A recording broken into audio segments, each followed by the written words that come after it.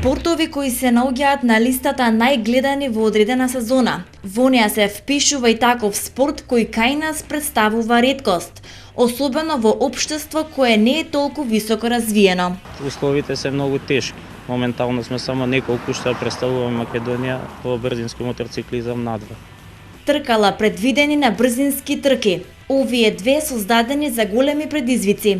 Игор Спиров, најдобриот тркач во класата 600 на источноевропскиот шампионат во брзински мотоциклизам, некогаш со значително послаб мотор во однос на неговите конкуренти.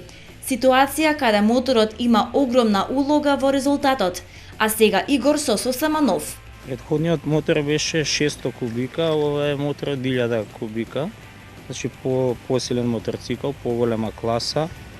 Разликата од тоа е што е потполно буквално спремен за професионално тркачки веќе моторцикл, од самата суспензија со електроники специјални, други додатни делови што се специјални. Ако сакаш нешто да постигнеш, ќе мора друго да жртвуваш. Класична игра на животот. Како се финансираш и дали воопшто имаше подршка за ова? Па до сега сите трошкови си ги сносам само во врска со моторциклот, со гуми, со дополнителната опрема. Така да до сега некои поголеми спонзори се уште не излегле во пресред. Така да се од сопствени средства и резултатите што се постигнати до сега се од сопствени средства. Си имате обратено до Министерството за помош? Да, лани имав некоја минимална помош од Спорт и млади, што тоа е многу малку во споредба за трошковите колку што се големи. Успехот никој нема да ти го прости во Македонија, но дали некој од институциите ќе си простат себе си сума неопходна за чекор напред во поглед на конкурентите од мотоциклизмот и подобар пласма на Македонија? Ве интересира цената? Зависно од опремата колку е подготвен и од каква опрема поседува, од 10.000 евра па нагоре. 10.000 евра па нагоре, цена пред која сите молчат или ќе свртат поглед. Тркачката кариера на Игор започна во 2008 година на патеката во Кичево, а потоа го започна и својот настап на источноевропскиот шампионат во брзински мотоциклизам.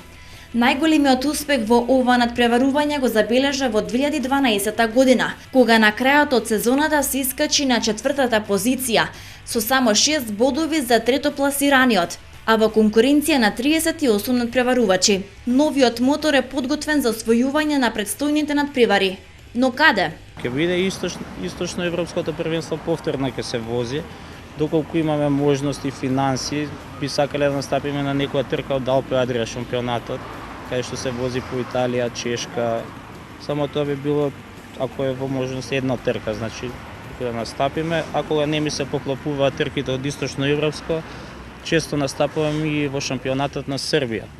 Бидејќи има одлична конкуренција, убаво сум прифатен, забавно ми е да возам таму пред нивна публика. Веруваш ли дека и овој мотор ќе ги исполни оние предуслови за да се успее на некоја од тие трки?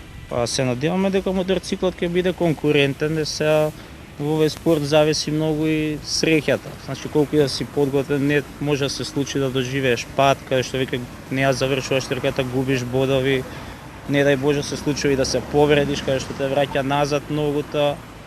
Така да ќе дадеме се од себе да ја представиме Македонија убаво како што треба. Понатаму си зависи дали ќе имаме среќа.